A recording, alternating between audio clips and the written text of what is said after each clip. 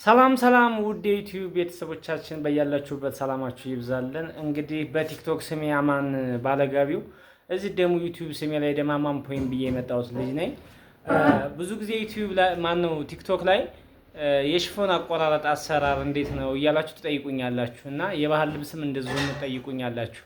ስለዚህ እኔም እናንተም በማንጎዳበት መልኩ ላሳያችሁ ወስኛለሁኝ። ስለዚህ አሁን ቪዲዮዬን ከዚህ ቪዲዮ ጀርባ ለቃለሁኝ፣ ተከታተሉኝ። ያው እንግዲህ የመጀመሪያ ነው ቪዲዮ እንደዚህ በድምጽ ስሰራ ትንሽ ያደናግራል።